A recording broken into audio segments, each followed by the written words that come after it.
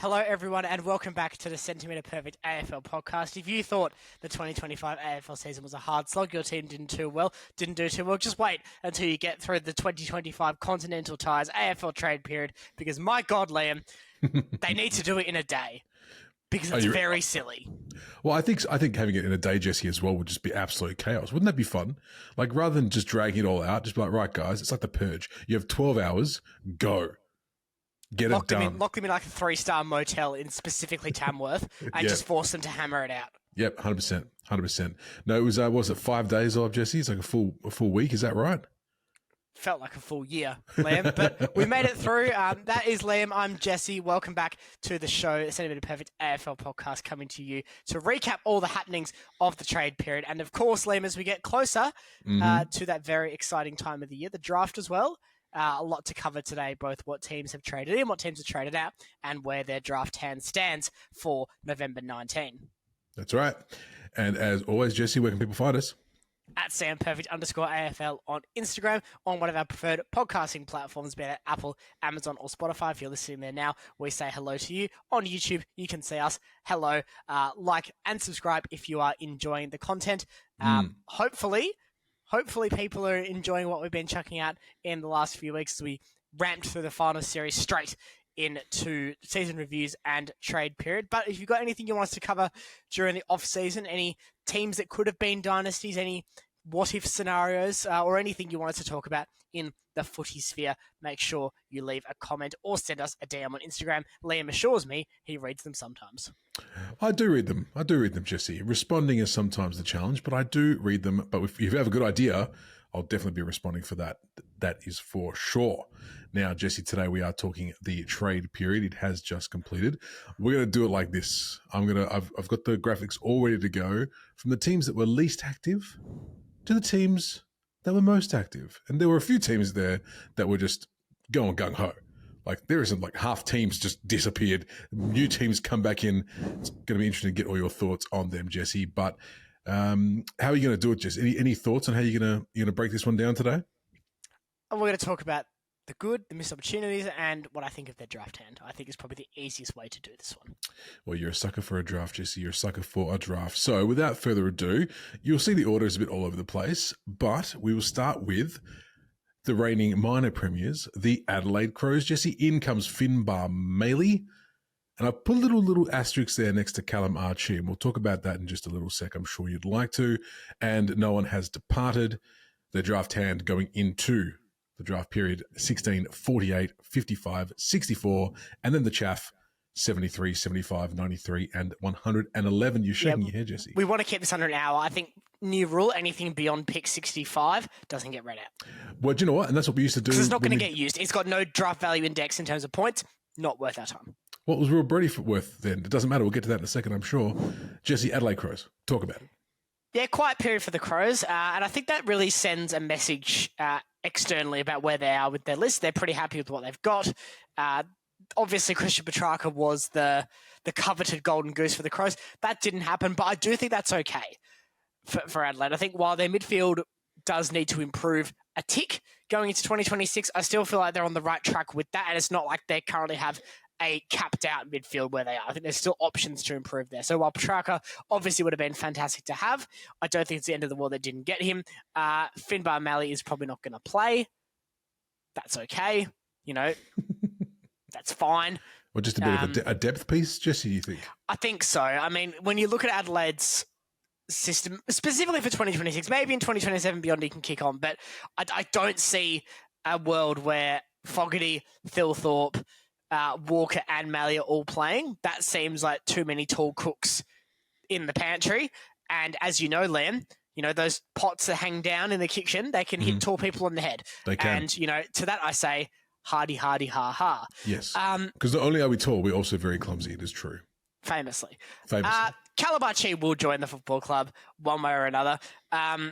Probably via pre-season draft. That seems to be the way it's going to go. Don't mind this from the Crows. Don't mind this from any club, really. I mean, we'll talk about this a lot when we get to Essendon later on. But clubs need to know when to hold and when to fold. Oh. A bit of Kenny Rogers there for you. Yeah, I am older than 5. Older than 65 apparently as well. Jesus Christ, Jesse. Thank you. Does that mean I can have my superannuation now? Look, what it does mean, though, for the Crows is they're going to get him for free, so they stood their ground. Brisbane had every right to play tough. Ultimately, they're probably going to get nothing for him, which is a shame. But it's not like Brisbane were inactive, and it's not like Archie was one of their top 15 players. He's best 22, but I don't think he was an absolute irreplaceable cog in that. So it's almost a case of both teams stuck to their guns. Adelaide are going to win by the way the trade period and draft works, but I don't necessarily think Brisbane have gotten it wrong. Fair enough. Now, I did see some rumblings today that Port are going to try and shake things up in this draft for Calamachi. Did you read about that, Jesse? What are your thoughts? Well, do they have a pick inside the top 8,000 to do so? They have picks? I don't think they do. No, but explain this free draft thing, like getting him in the draft, because this is what I didn't quite understand. Like, how does that work? Well, Luke Ball's your best example of this. So in 2009, Luke Ball wanted to leave St Kilda for Collingwood. A deal couldn't be done. I think Collingwood offered circa pick 30 for Ball. St Kilda wanted more.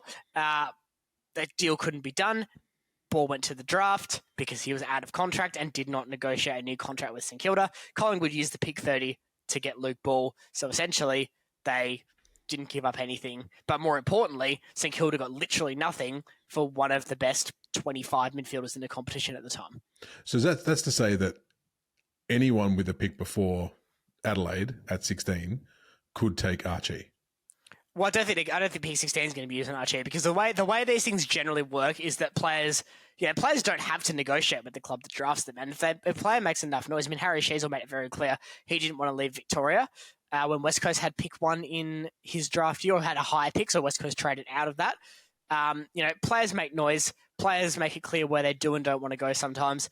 I think this is just a case of he'll be picked up somewhere, maybe not even in the national draft, maybe as an later offering, but he'll end up in Adelaide. I wouldn't be too stressed about that. All right, we shall move on. There's going to be a few teams here that we kind of skip through pretty quickly, so it's okay to put a bit more time into the Crows. Let's move on to the Richmond Tigers. Coming in is Patrick Rechko from the Geelong Cats, and out goes Tyler Young, 3-4, 38, 81. They're your draft picks. Nice and easy. In goes some depth, out goes some depth. Yeah. Good draft hand. Richmond are doing everything right with their rebuild from the start. This, I get the sense, is going to be a blueprint for what clubs do moving forward. I've said that many a time. Nothing out of this trade period has dissuaded me from that opinion. I mean, 2 really early picks there for them again, so they can just build those young guns up while they build up some experience. They don't really need a big draft hand this year, Jesse. They did all the work last year, and that's the thing. I can't believe it's been a year since we spoke about this, Jesse. Ain't that crazy? Anything else to say about Richmond, or just move on? I think we can move on. Sorry, Richmond fans, but nothing really happened for you guys. It was fine. It was completely passable. Yep, there'll be some teams like that. That is fine. Moving on to North Melbourne.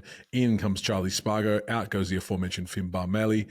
25, 26, 46, and the rest in the draft hand. Jesse, again, another quiet one. But Charlie Spargo, handy pickup or no? Handy pickup. This is big boy pants time for North Melbourne this year, because for the first time in what feels like forever and a day, they don't have that high draft pick. They obviously did that pick swap last year with the Tigers. So one of those picks is now in the hands of Richmond. So North Melbourne, for the first time in what feels like a very long time, and I didn't check this, but I'm going to go with a decade, don't have a pick inside the top 10.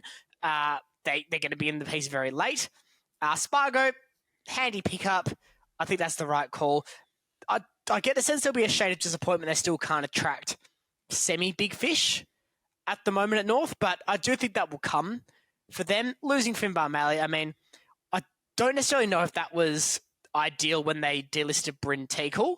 I know neither of these guys are megastars, but you're just starting to lose options in that regard, and you're asking a lot from guys like Trembath then to really shoulder the load as that young, developing, big-bodied forward type. So, well, I don't know if Teakle was a natural ruck, but he did spend some time up forward for the Roos as well. So, look, not a bad trade period by any stretch of the imagination, just not particularly an inspiring one either.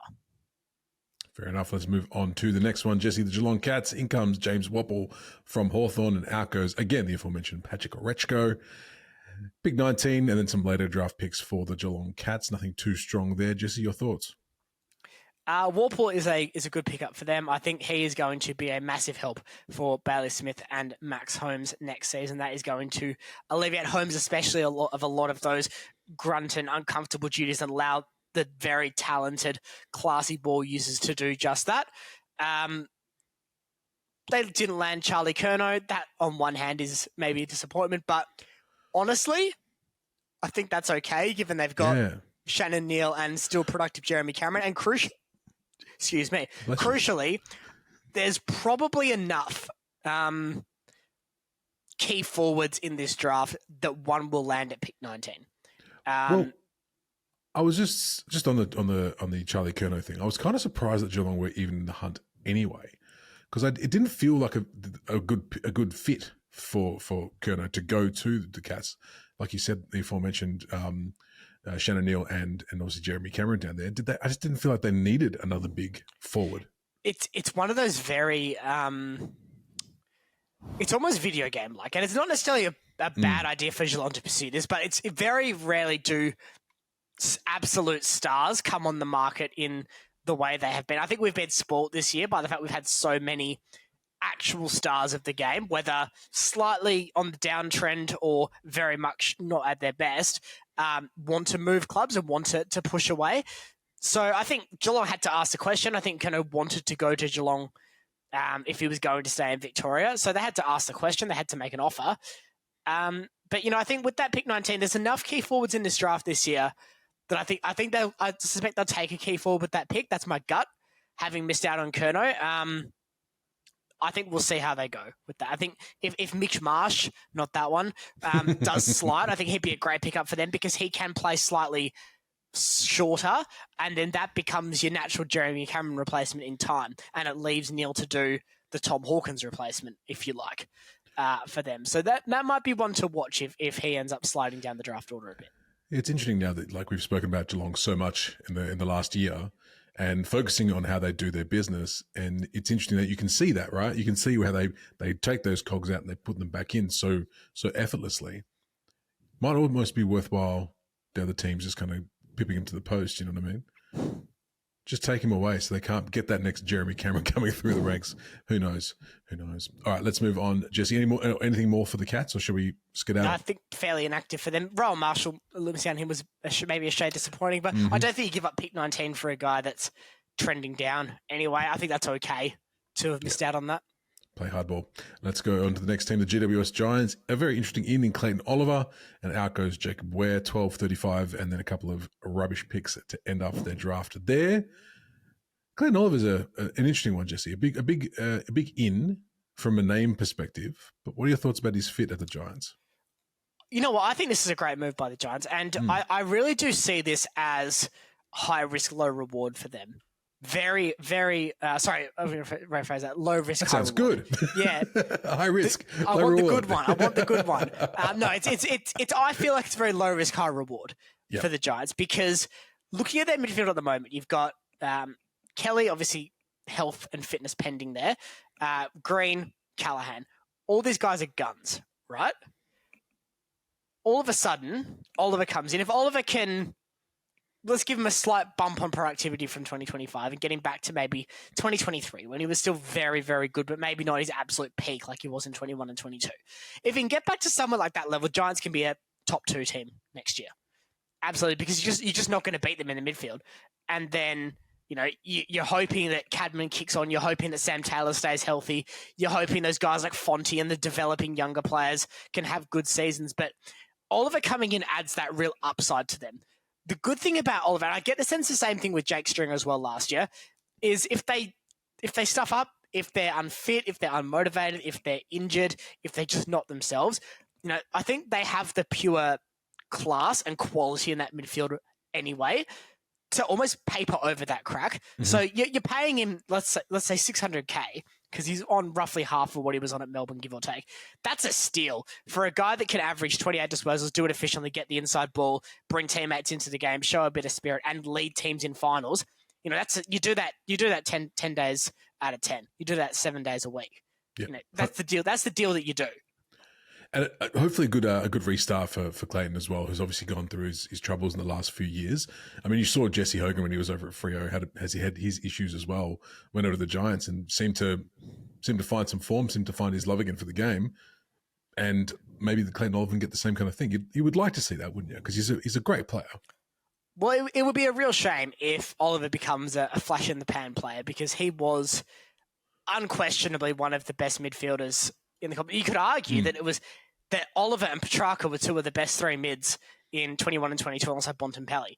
That is a freakish environment to have, two of the 3 to 5 best midfielders in the competition in the same team at the same time. The only other team I can really think of conclusively in the last 20 years to date is probably West Coast with Judd and Cousins. Yep. You can argue with me in the comments if you've got another one, but that's just off the top of my head of who immediately springs to mind in that regard. So, we wouldn't want to lose that. We wouldn't want to lose him to the game. This is a really good opportunity to reset. And if it doesn't work, he's still a premiership player. Melbourne best and fairest winner, a phenomenal footballer on his day. I don't think that's a bad career. No, not at all. And not the only potential redemption story coming out of this draft either, which we'll talk about in just a second, I'm sure. Anything else for the Giants, Jesse? Anything about go on. You're about to say something? I am. I'm going to do the Leaker chat here rather than St Kilda, because there's so much to talk about with St Kilda. Yeah, fair. You almost could have put him as an in here, Liam, because that's true. He left and then he kind of wandered back in. Look, I thought this was really quite poor from St Kilda, and you can talk about clubs standing their ground and doing the right thing or doing the wrong thing. Well, it's pretty clear that St Kilda, took Lickley all the way to the edge, held his hand there, and then just said, "Oh, I forgot my car keys." Went back and then got in the car and drove off. Yeah. And then Ali's just standing on the edge by himself. That is really poor. And I understand that, you need to be ruthless. You need to be uncompromising as a football club. And I do understand that. And St Kilda made it very clear that they want to put on their big boy pants, and that's fine. And we should celebrate that, because St Kilda haven't been a big boy pants club for a very long time now. But, at the same time, I do think this is going to affect the way that teams do business with the Saints, and players and player agents do. And I said this last year about Fremantle when they needlessly got involved in the Liam Baker offerings with Richmond. That was pointless. That didn't help anybody, and it just made us look bad. I think the same thing could be said here for St Kilda. Obviously a very different contextual situation, but when you're talking about relationships, it's not like there's another Australian Football League somewhere else in the world that you can go do business with. Like, talk, I don't know, soccer, for example. If you annoy all the clubs in the Premier League, well, there's still Germany and France or Italy or whoever you can go deal with. Yeah. If you annoy the 50 player managers and the 17 other clubs we have here, eventually you're going to become hard to deal with. Mm-hmm. I thought this was very disappointing. I understand St Kilda want to be ruthless and tough and they've got plans, but they very clearly did not do their maths very well. No. And then realised, oh dear, we can't afford to pay you and Cal Wilkie and also bring in everyone else that we want to bring in. So we're going to cut out the guy that we've been begging for. I was going to say, let's not go too far, because we've got plenty of time. I know you're a consummate professional. But just in case you're about to go on an absolute tearaway, I thought I would just cut it back. But no, we've got to talk more teams, Liam. Before, I'm assuming that's our last one, given how active they've been. They actually haven't been the most active, unfortunately. No, there's probably one. There's one more. There's one more. Fair enough. There's definitely one more. We'll see you soon, Saints fans. Yeah, we will. Yes, we will. All right, let's move on to the next team we've got here. The Collingwood Magpies, in Jack Buller from the Swans and out Brody Mahocek. Picked in the draft hands from 39 up from there, so nothing early on in the draft for the Magpies. Not a lot of movement in hindsight, Jesse. No, and I'm a little bit concerned for Collingwood, because I feel like Brody Mahocek is a player that is very difficult to quantify. Ironically, like Tim Membry at St Kilda, who they now have. He's a player that's very difficult to quantify in terms of raw output, and you say, oh, he's worth this, or he's good for this, or maybe you're going to say he's crap because he doesn't kick 2 goals a game. And I don't necessarily always think that's an accurate reflection of players, especially players in his hybrid forward line. Right? I think Bailey Fritsch, Neil Bullen also was in that mould a little bit at Melbourne when he was there. But these guys that play almost third tall but then are forced to play bigger because of team structure, I think they're really underappreciated because they have a pretty tough gig. And looking at Collingwood's forward line, hopefully Buller slots in and makes an impact straight away. But I think we saw at times Collingwood, for all their ability to spread the goals around, which is a valuable asset to have, they didn't really have a reliable big centre point in 2025. With respect to Buller, who I think is a very promising younger player who can be a handy forward in time, I don't think he's going to fill that void in 2026. And teams are catching up to the Pies. We saw them stagger over the line in the home and away season. They'll be disappointed with the way they lost that final to Brisbane. And if you look at some of the clubs that finished below them on the ladder, well, I think they've improved personnel-wise in the off-season. In terms of natural development, well, you'd have to give that nod to a lot of teams below them at the moment, which leaves them in a precarious position, Liam, especially with that draft hand. I was going to say, yeah, the draft hand's quite high for where I think any Collingwood fans would be comfortable to be sitting. You'd be hoping for at least some early picks, to try and fortify some of their younger stock, you would think. But they've kind of left themselves a bit dire in that situation, in that spot. Don't you think, Jesse? I do. I agree with myself, which was then said by you again. Correct. It means I'm listening and understanding, which is always what we like. All right, let's check. Anything more for Collingwood Maggies? No, nothing more. Nothing more. The penultimate team with 2 trades in this period. I've left the best till last because Jesse wants to talk about them. The Western Bulldogs in Connor Buderick from the Suns and out Jamara Ugle-Hagan, which I'm sure we'll talk about when we get to the Suns in a little bit. 14.33 and then Gaff for the Bulldogs in the draft. Jesse. Buderick is a good move. I think that's a handy player. I don't think he's going to fix the issues in the back six the Dogs have, but it is what it is. They couldn't land Cal Wilkie. They'll be disappointed with that. There wasn't a lot available, I didn't feel, defensively this year. It might just be a case that they're going to have to buy their time and hope that guys like Bont and Libba can kick on and have another year in 2027, because I don't think the Dogs are winning a premiership next season. I think they can make the finals, which they didn't obviously this year, but I question whether that back six can get them very far. So if I were them, I'd be starting those long-term plans, like your Lee Kalia-like plans, because you obviously execute the plan. But you start courting the players that you would want, and you start saying, well, you're going to be out of contract, we can offer you this, X, Y, Z, you make something happen. We'll talk Jamara now, because there's plenty to talk about with the Suns, and I don't want to get it lost in the noise. That's true. This is the best possible outcome for everybody. And agreed. Is it, does it send a good message that you can, I don't want to say behave like you have, but, maybe not turn up to work for a year and then get another pretty good, cushy job elsewhere? I mean, that's up for debate. You can have that conversation amongst your friends groups. But look, I think Jamara clearly needed a change, and this is the best possible outcome for Jamara Ugle-Hagan. Gold Coast get a very damaged but very good player for nothing. That's a good outcome for the Suns, because they've made it very clear their contract is performance and incentive based. Yep. He's on almost nothing, so you're not taking a salary cap hit. That's a good result for the Suns.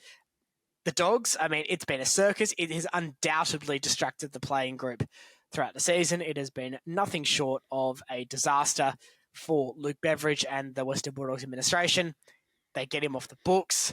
The salary's gone. They can then throw that money at a defender that they desperately need. And honestly, with Sam Darcy there, with Aaron Norton kicking up his prod, with Croft looking like a really promising forward as well from what we saw late in the season from him, I think this is a good result for the Bulldogs. So I genuinely wish Jamara Ugle-Hagan all the best at the Suns. I think it is a good opportunity for a redemption story, and we love a good redemption story in the AFL.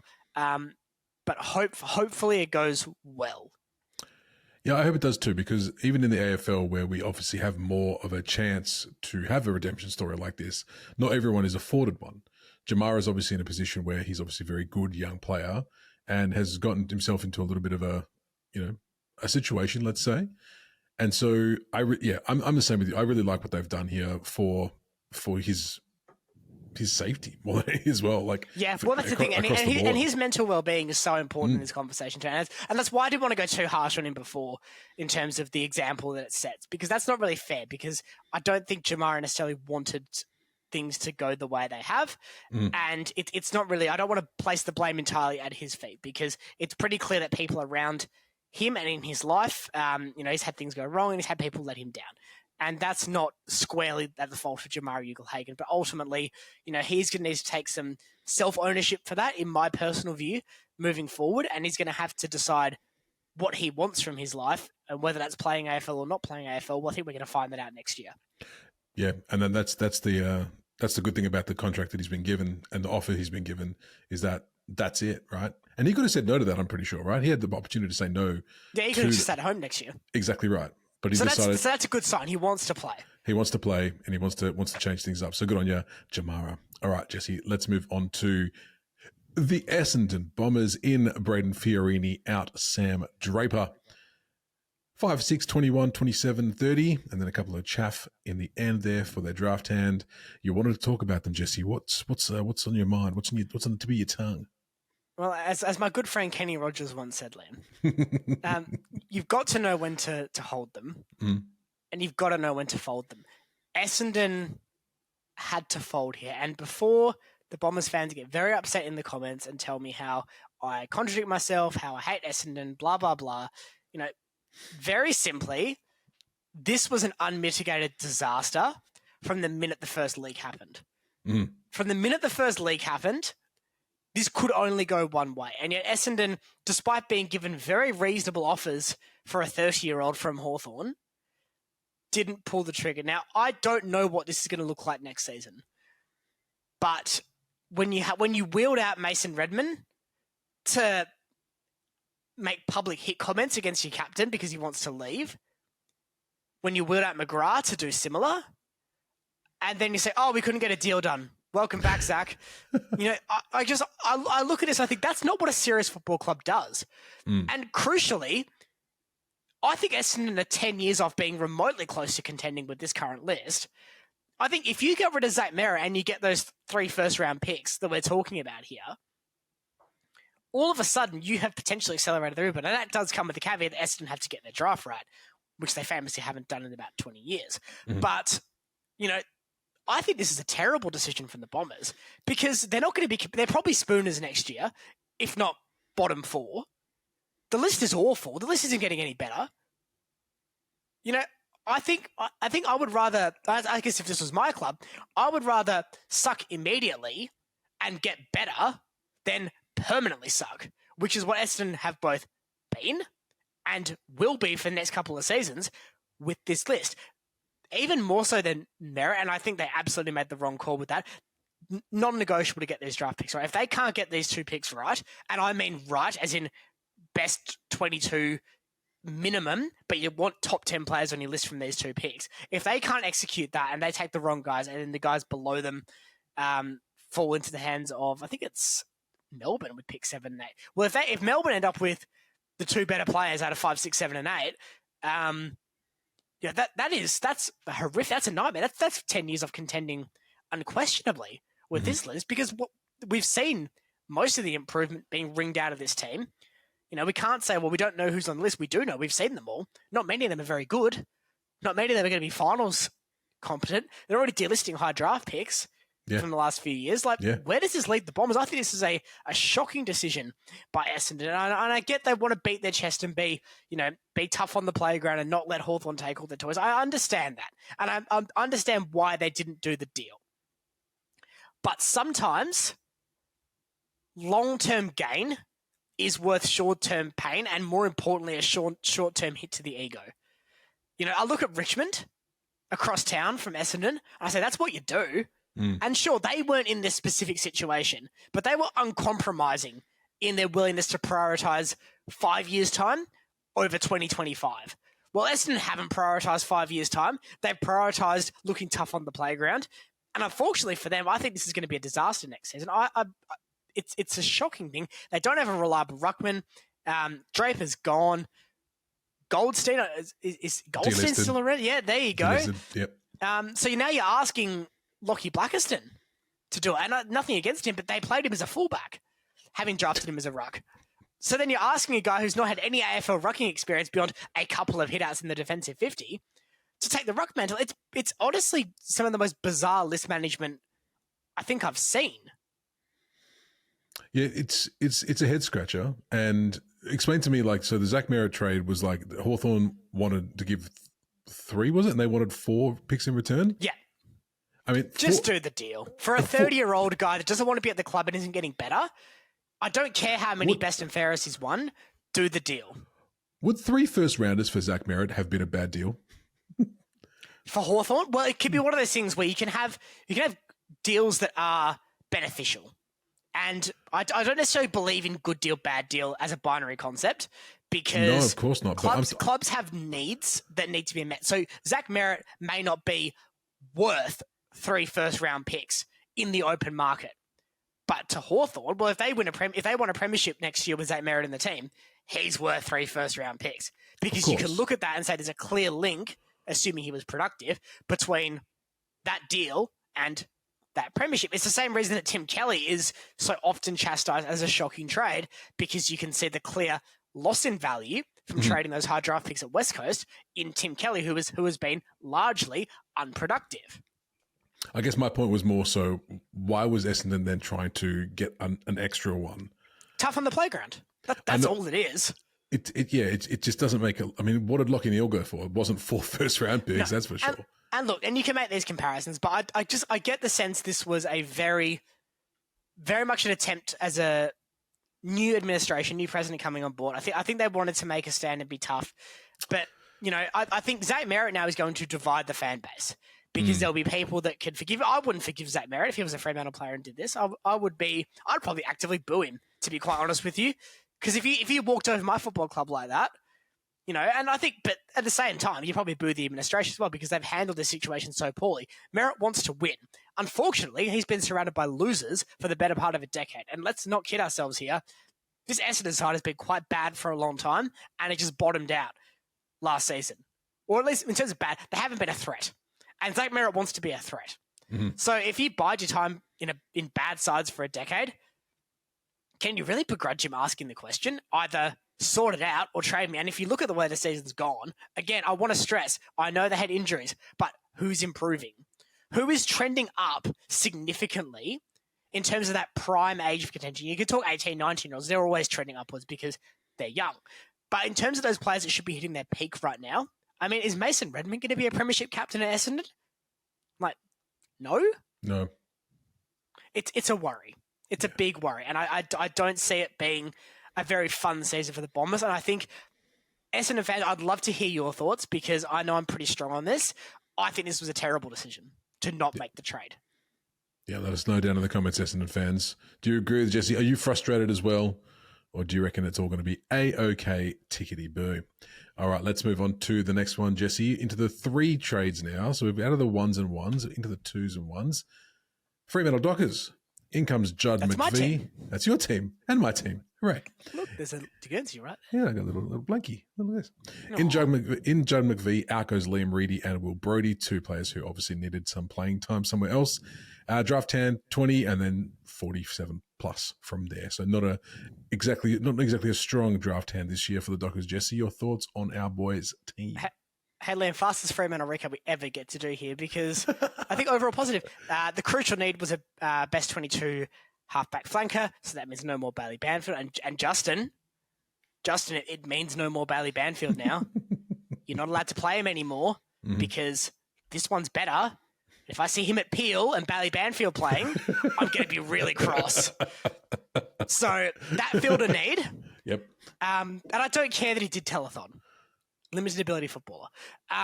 Reedy wanted to change. Brodie wanted to change. Yep. Draft picks are fine. The pick swap, I think the pick swap's fine because I think Toby Wan is the goal and he's a Next Gen Academy player.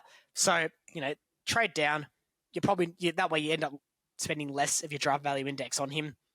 It's a good result. Honestly, things may get so mental that they can still take another player and still have the points for one late because of how compressed the DVI gets past 30. So they might be okay. And look, pick swaps on the night.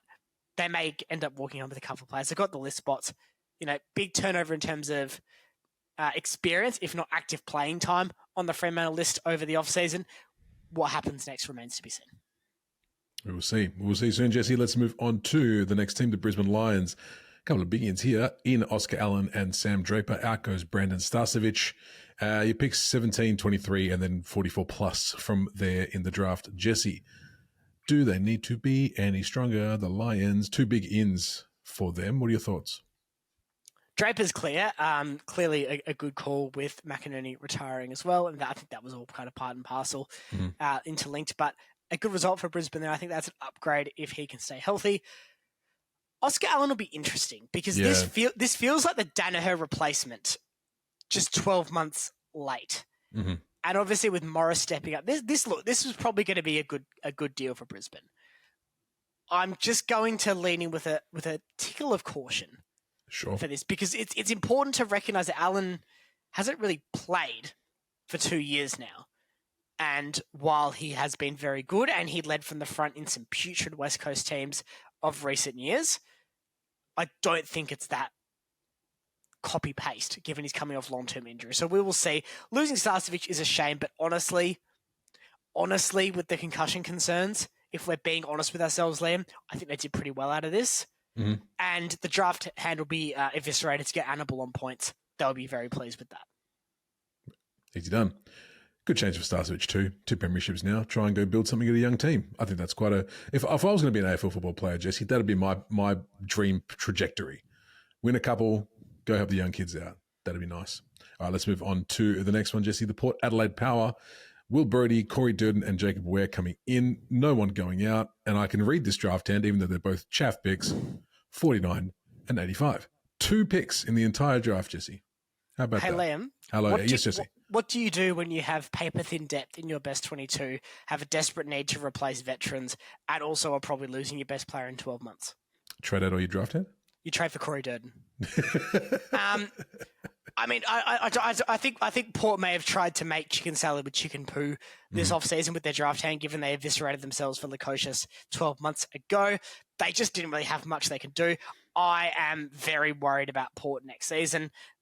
If Butters checks out and does decide to leave, and look, I'm going to be really honest, I think this is one that we can really see coming. Very much reminds me of Dangerfield at the Crows. Very much reminds me of that. Almost, I mean, I can remember bits of the Judd and West Coast stuff as well in 2007, so perhaps a bit like that as well. But it just feels like this is coming and that he will leave. So, a lot of guys in this team are going to be fighting for their spots, which is good. These 3 players will hopefully come in and build some competition for that. Weirdly, I think Brodie's probably the best one to go into that best 22 or 23 straight away. Interesting. I think Dern's a bit of a battler, to be honest. I mean, Willie Rioli retired, so there's a spot there for him, but we'll see. They got Joe Barry from their draft hand last year, so they're going to want to put some time into some smalls as well that they've got. Weir's fine, but I think Brodie has a bit of utility to him as well. Although he does have an obvious defensive deficiency issue. He worked very well with Josh Carr at Fremantle. Josh Carr now at Port. Hopefully those two can get the best out of each other. A good symbiotic relationship there. Yeah, I mean, I was always surprised we didn't get to see more of Will Brodie in the purple and white. So it'd be good to see him. He should have dyed his hair and put 41 on his back. All right, that's enough about him. No, I'm starting a campaign, Liam. And I know he's a lovely human being and a genuinely fantastic person, and it makes me really punch down. But I'm starting aggressive's unfair. I'm starting a delivered campaign to keep Bailey Banford out of the best 23 because serious football teams do not win premierships with Bailey Banfords in their starting 23. Well, back to Will Brodie. He's gone from the teal of Peel to the teal of Port. He'll fit right in, I'm sure. All right, let's move on before you get mad. No, I am cross. No, you're cross now. Oh, dear. Let's go to Hawthorn. Another interesting one from the trade period. No one coming in. Whoopsie. CJ, yes, Jai Sarong and James Worpel all going out. 10-22, the picks in the draft, plus 4 picks later on. So another talking point, obviously, was them not getting merit and basically putting all their eggs into one basket, doing all their trades for draft hand to try and then get that done and still not being able to get it done. I think there was some famous vision of the Hawks. What was he, the CEO, the boss, storming into the draft room? That was Merritt's manager. That was Merritt's manager? Yes. Amazing. And I do love how he rated specifically Gazman for his big day in front of the cameras. Oh dear. Well, that was the biggest talking point for the Hawks, really, wasn't it? That whole thing. Yeah, it was. And I think, look, Hawthorn, much apologies. Brent's not working. They're much like Adelaide before. I think they have a lot of improvement that they can still squeeze out of their list. So I'm not too concerned about this. I like their list. I think they're on the way up. I think it's going to be okay for the Hawks if they don't have a big get here. Look, they lost Warple. Probably would have been ideal to replace him if they could have. But look, there's still options in the draft. They might be able to get one of the big-bodied kids available there and focus on the development. They can get SSPs as well. I think they'll figure something out.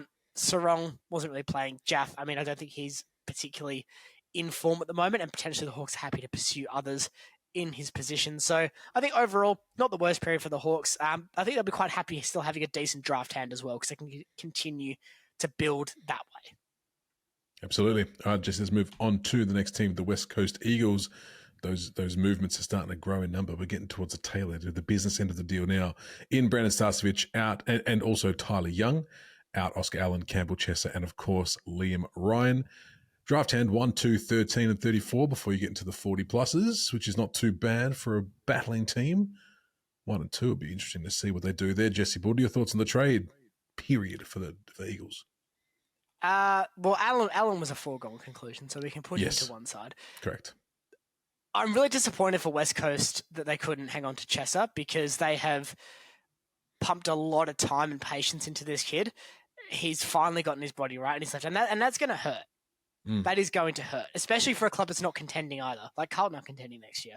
So that's got to hurt for them. Ryan, I get the sense that's a bit of a handshake, thanks for everything.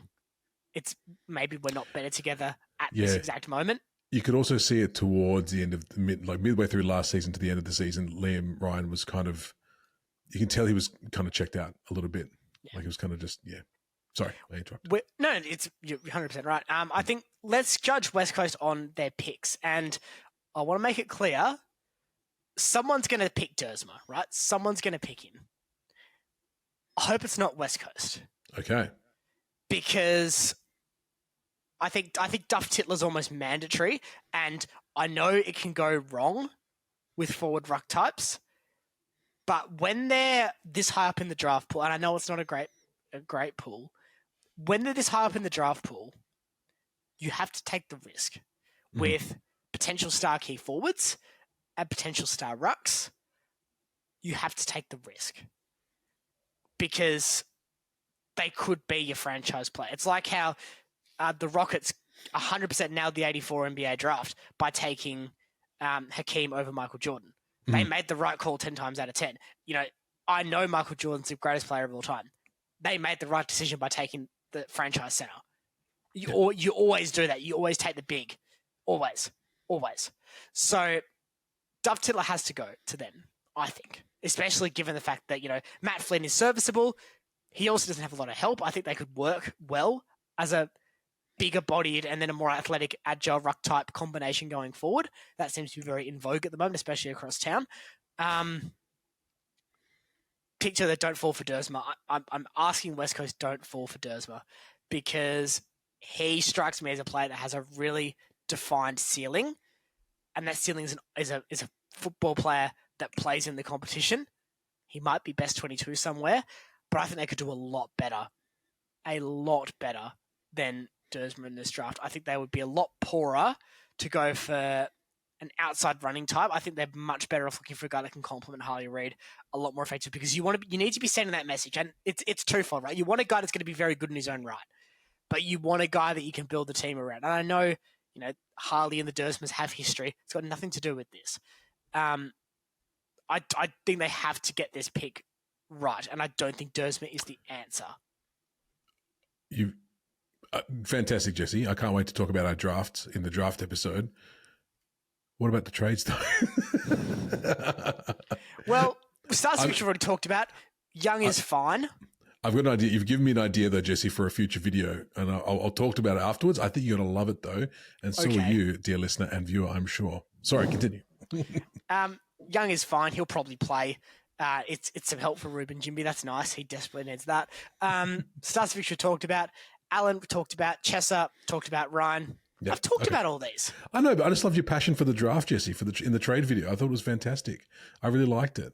I was going to let you keep going, but I thought I better not. That's fine. We've got 15 minutes and 4 teams. I think I'm doing pretty well, Liam. Well, the 4 teams we've got left are the most action, Jesse. We've got to keep rocking and rolling. I Here can we go. get through this next one pretty quickly. Okay, fair enough. Sydney Swans, Charlie Curnow, Jai Sarong, and Malcolm Rosas Jr. coming in from the Suns. Not all of them, obviously just that last one. And then out goes Will Hayward, Ollie Florent, and Jack Buller. And then they've got picks 31 plus basically in the draft. Nothing too strong there. Jesse. This is unjudgeable, completely unjudgeable, and I'll not be passing any comment on this for another 12 months. Because this is all in on Dean Cox. This is all in on him. And saying, we're gutting our draft hand, we're clearing the decks, you've got 12 months. If Sydney do not make finals next year, this is one of the worst trades of all time. Ooh. Because Cox will be sacked, the club's going to have to start again, and they can have to start again with no first-round picks. And that is a disaster. All right. If they make the finals, and they're competitive, and they can kick on from that, you could be talking one of the best trades of all time. This is the definition of polar opposite results in this show. I don't think there's a middle ground in this. Look, you said you could do it quickly, Jesse, but that's probably got the most stakes of the entire thing on there. It's like, but like you said, nothing to say so far. So, I mean, Charlie Curnow, big name coming in, interesting. They kind of needed a forward, didn't they? So that's a win. And obviously, Jai Sarong is there as well. All right, let's move on. I was trying to pad that out. I have no idea why. Let's go on to the next team, the Saints. This is obviously one of the biggest talking points in the draft period, trade period, I should say. You got me all talking about drafts now, Jesse. Ins, Jack Silvani, Tom DeConning, Sam Flanders, Liam Ryan, out. Jack Steele and Max Heath. Their picks are 50 plus. We don't need to talk about them for the draft. Now, obviously, Saints went bananas, throwing money, going like it was going out of fashion at all these players, much to the dismay of Lekalia. But what are your thoughts on this, Jesse? They've gone pretty hard, the old Saints. Much like Sydney, I think we need to give this 12 months. Okay. Because if they don't improve their ladder position, this is one that's very time limited to me. Because you've got Nazai Wangan and Miller until 2027. If Saints aren't playing finals in the next 2 seasons, I don't think he's going to re-sign. Nope. And I certainly don't think Kilda fans could begrudge him that. You've got the players they've brought in. Ryan's a vet. Silvani's a vet. Flanders and Koning, they're probably hitting their prime right now in terms of age, so that's solid. Nothing wrong with that. But, you know, Wilkie is probably about to come off his prime a little bit. It's still very, very good, but you're talking purely age brackets and profile here. Marshall's past it in terms of his absolute prime. He's still effective, still reliable. But, you know, we talked about the Saints' depth problems extensively. Mm-hmm. I don't think they fixed their midfield here. Flanders is solid. It's a good pickup, but, you know, I think McRae is probably on that downwards trend as well. They got rid of Steele. That's the best decision they probably made all trade period. That was a nightmare waiting to happen. This is one we're going to have to wait and see with the Saints. I don't want to, much like Sydney, I don't want to get drawn into absolutes at this stage because they've gambled a lot on a little. Yes. On a little window and says, right, this is us now. Yeah. We want to win now. So we need to see how the gamble plays out before passing too much judgment. The Saints are clearly happy with both their stars and their future. They're happy with what they've got in that developing ranks. You know, whether we agree or not, it's not relevant. St Kilda are happy with what they've got. Yeah. And they're saying, right, well, this team of 45, they can get us to where we need to go. In saying that, I don't know if this team makes the finals next season, and then that makes for a very interesting off-season in 2026 because then you get pre-agent Naz, so much like you got with Zach Butters, the courting starts. Mm-hmm. St Kilda, I still think are going to want to have some money to throw around. You know, they're going to have a little bit of cap space from getting rid of Steele, probably about 400, 500 grand from that after having paid some of his contract to Melbourne.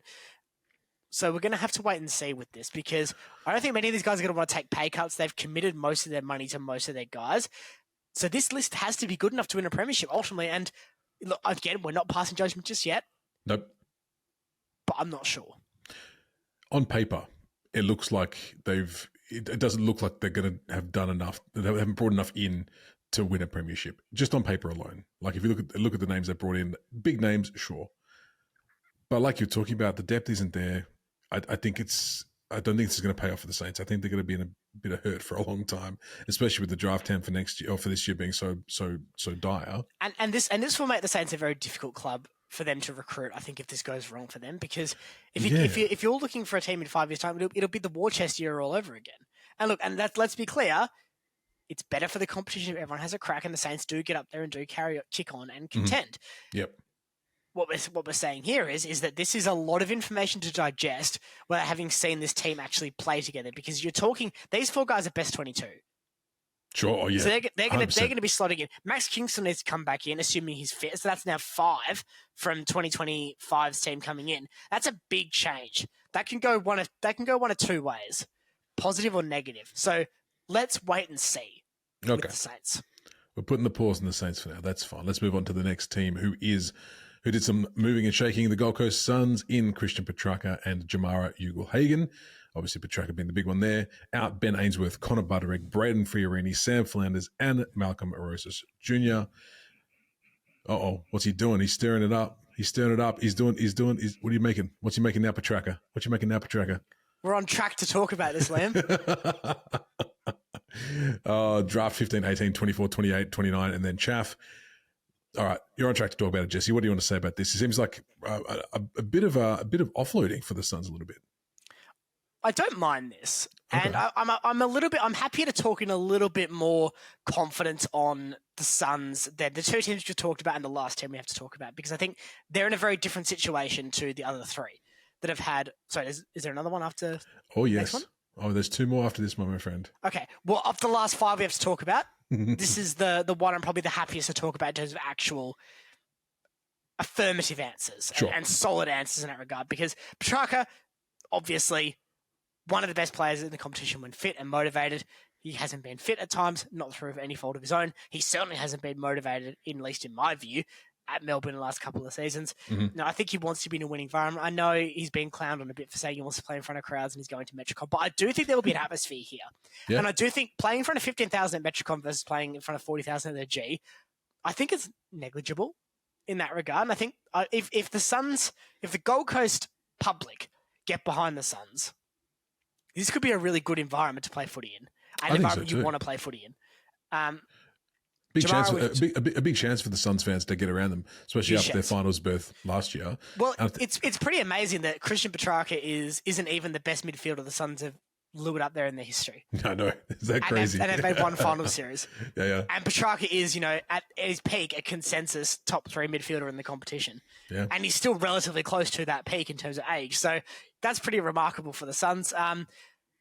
Of the players they've lost, Ainsworth, that's a shame. Genuinely, I think that would have been good to keep him. Butterick was in and out. Fiorini, I think his number was marked as soon as Davies stayed and Petrarca came in. Flanders, you could even argue the same for him. And Rosas Jr., I think he's a really good player. I think Sydney will maybe be able to get something out of him, but he wasn't in Hardwick's plan, so there's no loss there. And crucially, Uland and Patterson, they're coming in. Uland will play, I'd say, pretty much straight away. If he's fit to go round 1, I think he'll be playing pretty early. I think he looks like a pretty handy prospect for them out of their academy. This is exciting. Gold Coast. This is very exciting.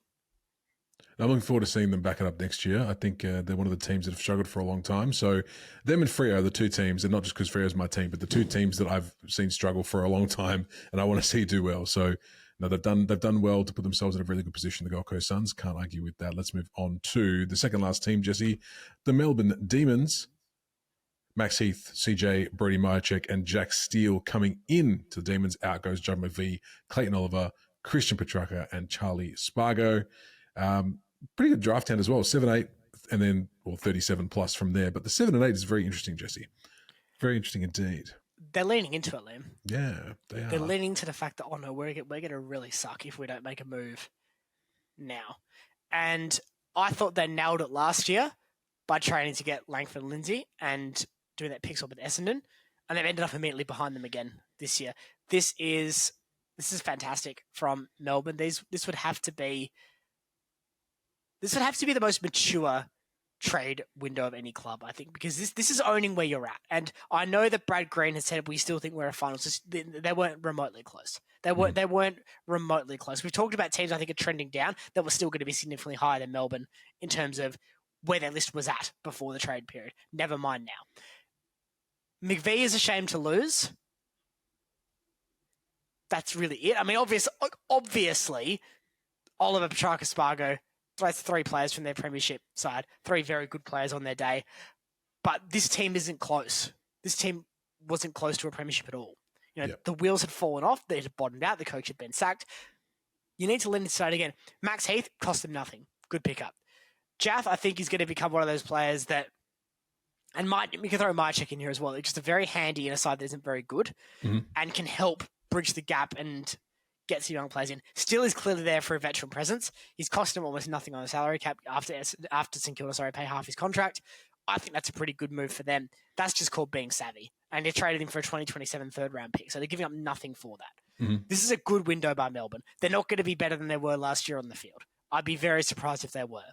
But where they are is position themselves pre-Tasmania drafts to get the most amount of talent from the available pool and start the rebuild a year or two before they may have absolutely needed to, which should yield them results and potentially contending towards the back end of this decade again. If guys like Langford, Lindsay, Cosy Pickett, if these guys can kick on to become elite and dominate at this level, we could be talking another crack at a decent run in that top 4, top 2 environment for the Demons.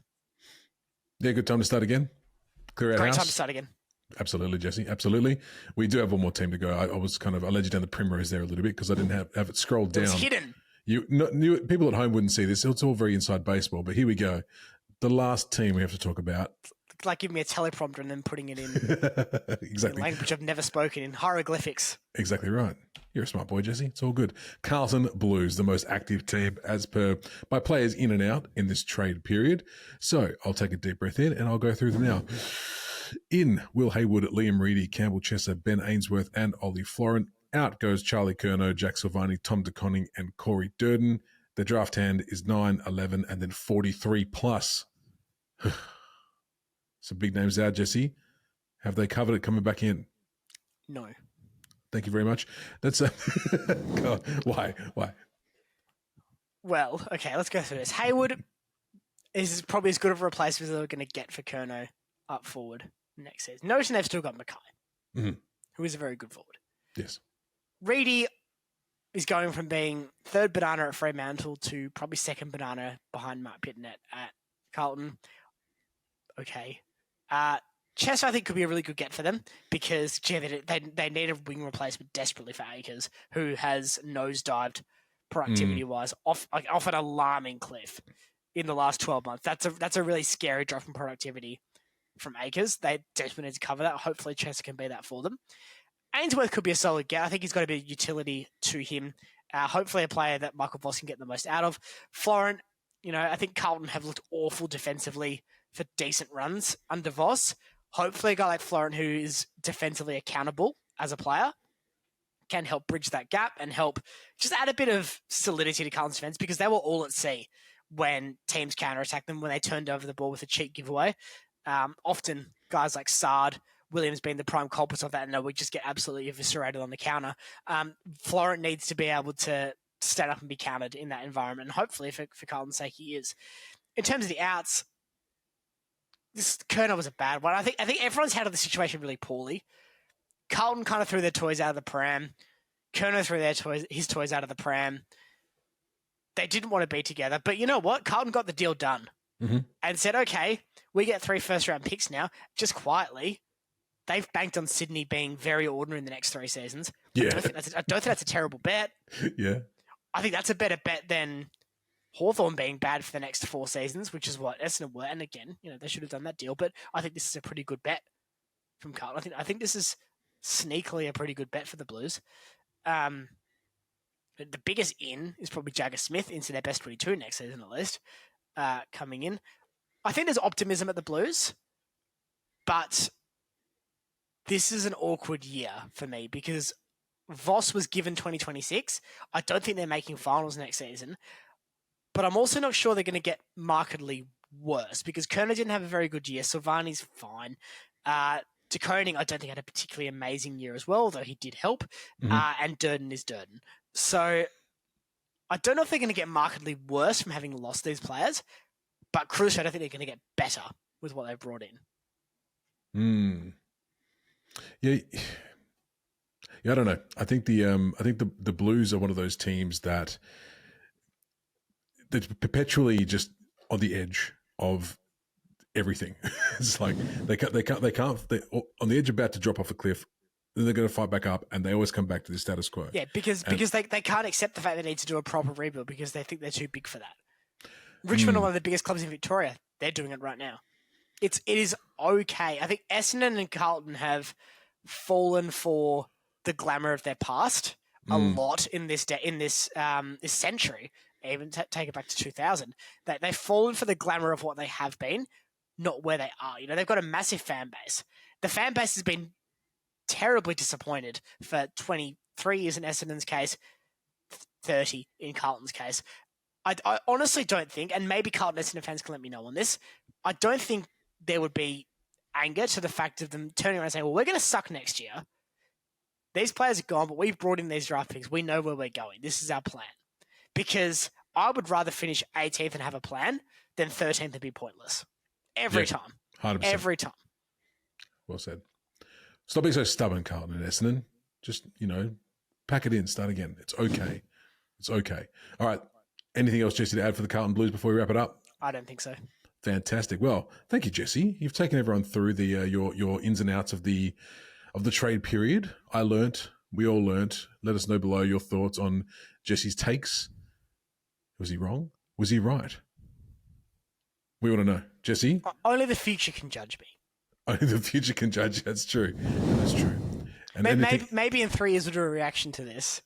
and we'll clip my most incendiary comments and we'll see, oh, wow, he was so right about, I don't know, Richmond, but gee, he got Essendon wrong, and Essendon won the premiership in 2026, and Zach Merritt kicked 40 goals in the grand final, and everyone cheered. And you can cheer by liking and subscribing this video on the Centimetre Perfect AFL Podcast YouTube channel. If you're on one of our preferred podcasting platforms, a 5-star review is much appreciated. But Liam, the best type of review you can give us is word of mouth. So tell your friends, tell your family, trade your podcast recommendations with those around you. You might get a true crime podcast on the way in. You might give them the Centimetre Perfect AFL Podcast on the way out. Until next week, Liam, pleasure as always. Viewers, listeners, likewise. We'll see you soon on a Centimetre Perfect AFL Podcast. Bye, everybody.